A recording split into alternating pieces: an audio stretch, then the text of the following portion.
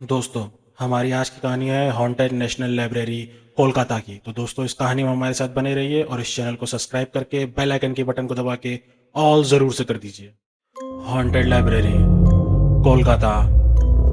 स्वादिष्ट बंगाली मिठाई और उतनी ही मीठी बोली का शहर। वैसे तो कलकत्ता कई चीज़ों के लिए मशहूर है, पर वहाँ ऐसी जगह है जिसको इंडिया की सबसे हॉन्टेड जगहों में से एक माना जाता है।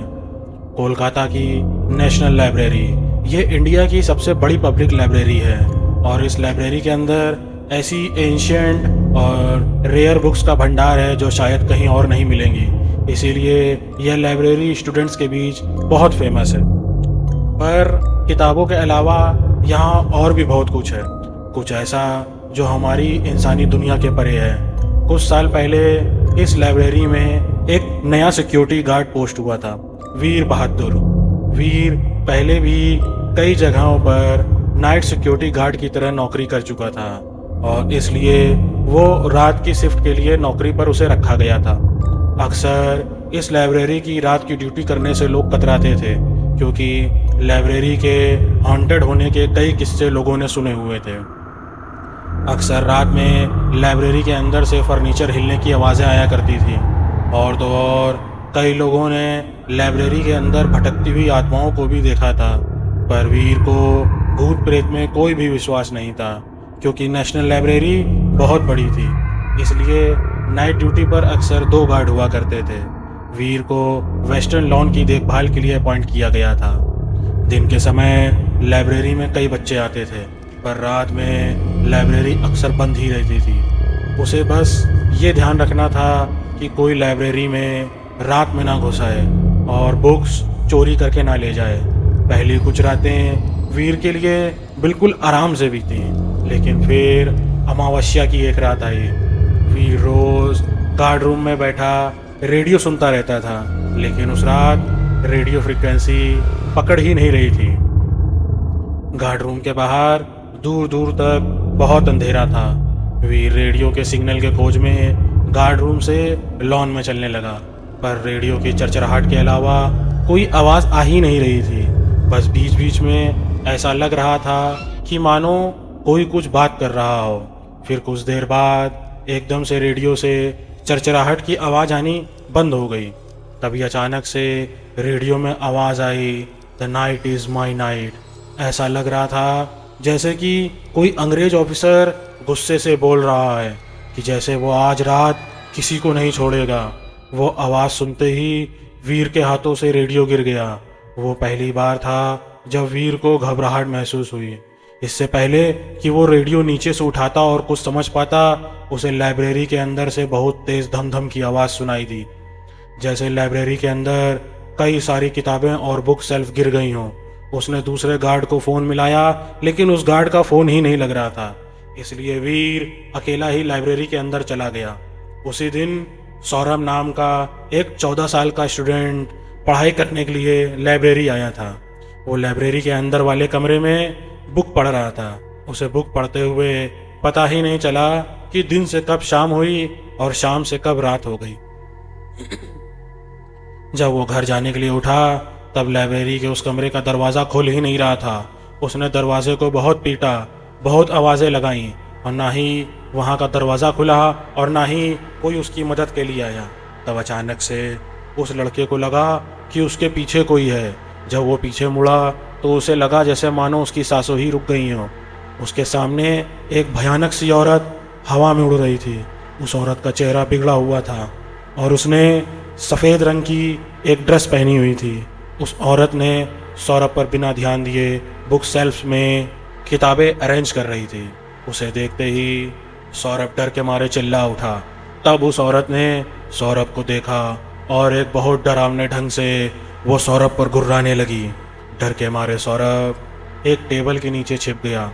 वो औरत चुपचाप बुक्स लगाती रही और हर थोड़ी थोड़ी देर में टेबल के नीचे झांक कर वो सौरभ को देखकर एक डरावने तरीके से मुस्कुराने लगती, जैसे मानो वो किसी भी सेकंड सौरभ की जान लेने को तैयार बैठी हो।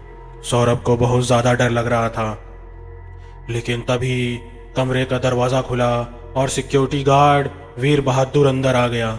सौरभ वीर बहादुर को देखते ही टेबल के नीचे से बाहर आया और वीर से लिपट गया। सौरभ का जोर से रोना छूट गया। वीर उसे देखकर घबरा गया। उसे लगा कि वो लड़का इतनी देर रात वहां कर क्या रहा है। सौरभ ने पूरी घटना वीर को बताई, जिसे सुनकर पहले तो वीर के होश उड़ गए, लेकिन फिर वीर को लगा कि ये सब सौरभ का वहम होगा, क्योंकि अब उस कमरे में उन दोनों को कोई भी औरत नहीं दिख रही थी। तभी अचानक से लाइब्रेरी के अंदर फिर से बहुत ज़ोरों की धमधम की आवाज़ हुई। आवाज़ नीचे से आ रही थी। वीर ने सौरभ को लाइब्रेरी से बाहर भेजा और फिर वो उस आवाज़ के पीछे लाइब्रेरी के बेसमेंट में जाने लगा। जब वो वहाँ पहुँचा तो वहाँ एक कमरा था। उस कमरे का दरवाज़ा अपने आप खुल गया। वहाँ उसे किसी आदमी के दर्द में चीखने की आवाज़ आ रही थी, जैसे कोई उसे बहुत बुरी तरीके से मार रहा हो। जब वीर उस रूम के अंदर गया तो अंधेरे में उसे ऐसा लग रहा था जैसे कोई आदमी चेन में लिपटा हो, लेकिन फिर जैसे ही उसने अपनी टॉर्च उस तरफ मोड़ी तो वहाँ कोई भी नहीं था। वीर को कुछ भी समझ में नहीं आ रहा था कि उस लाइब्रेरी में हो क्या रहा है। वापस गार्ड रूम जाते हुए वीर को दिखा कि लाइब्रेरी की गार्डन के बीचों बीच एक पालकी रखी है, जो वहाँ पहले नहीं थी। वो उस पालकी के पास गया। वो सदियों पुरानी पालकी लग रही थी। डीन ने पर्दे से देखा कि अंदर एक आदमी बैठा है। वीर गुस्से से चिल्लाया कि वो कौन है और वहाँ इतनी रात को क्या कर रहा है, लेकिन उस आदमी ने कोई भी जवाब नहीं दिया। जब वीर ने पर्दा हटाकर पालकी के अंदर झांका तो उसके रोंगटे खड़े हो गए। अंदर एक आदमी था और उसके शरीर पर हर तरफ चोट के निशान थे। उस आदमी ने ब्रिटिशर्स के ज़माने के कपड़े पहने हुए थे, पर सबसे ज़्यादा भयानक बात यह थी कि वो आदमी ना जिंदा लग रहा था और ना ही मरा हुआ। उस आदमी ने वीर को गुस्से से बोला और फिर वीर के देखते ही देखते उस आदमी का सर धड़ से अलग हो गया और वीर के कदमों में आ गिरा। ये देखकर वीर इतना डर गया कि वो भागता हुआ सीधा लाइब्रेरी के बाहर चला गया। अगले दिन सुबह जब वो नौकरी छोड़ने लाइब्रेरी गया तो उसे वहाँ दूसरा पुराना गार्ड मिला। उस गार्ड ने बताया कि इस लाइब्रेरी में कई आत्माएं वाकई में भटकती हैं। नेशनल लाइब्रेरी बनने से पहले ये जगह इंडिया के पहले वाइसरॉय जनरल वॉरेन हेस्टिंग्स का घर हुआ करती थी। अक्सर उनकी आत्मा यहाँ टहलते हुए मिल जाती है या फिर उनकी आवाज़ आती है, try it is my night. फिर जिस चोटिल आदमी को वीर ने पिछली रात देखा था वो था फिलिप फ्रांसिस, जो वाइसरॉय से लड़ाई में चोटिल हो गया था और उसकी मौत वेस्ट लॉन के बीचों बीच हो गई थी। वाइसरॉय ने उसकी जान बचाने के लिए एक पालकी मंगाई थी, पर जब तक वो पालकी पहुंची फिलिप मर चुका था। तब से हर अमावस्या में फिलिप की आत्मा उस पालकी में वेस्ट लॉन्स में दिखाई देती है और बाकी रातों को जो फर्नीचर हिलने की आवाज़ें आती हैं वो लेडी मेटकैफ की आत्मा की आवाज़ इस वजह से आती है। माना जाता है कि लेडी मेटकैफ एक लाइब्रेरियन थी और उनको सफाई बहुत पसंद थी, और अगर कोई लाइब्रेरी की किताब को सही जगह पर नहीं रखता था तो लेडी मेटकैफ उसका जीना हराम कर देती थी। और साथ ही उस लाइब्रेरी के बेसमेंट की भी एक कहानी है। कहते हैं कि एक पुराने समय में वो एक टॉर्चर रूम हुआ करता था, जहाँ कई लोगों को चेन से बांधा जाता था और उन्हें बहुत बुरी तरीके से मारा जाता था। कई मासूम लोगों ने वहाँ अपनी जान दी है। उनकी दर्दनाक चीखें कई बार लाइब्रेरी के हॉल्स में गूंजा करती हैं। इन सब कहानियों को सुनकर और खुद जीकर वीर बहादुर इतना घबरा गया था कि उसने उस दिन के बाद से नेशनल लाइब्रेरी ऑफ कोलकाता में फिर कभी कदम नहीं रखा। तो दोस्तों, हमारी इस कहानी को अगर आपको पसंद आई हो तो इस चैनल को सब्सक्राइब करके बेल आइकन को बटन को दबा के ऑल ज़रूर से कर दें।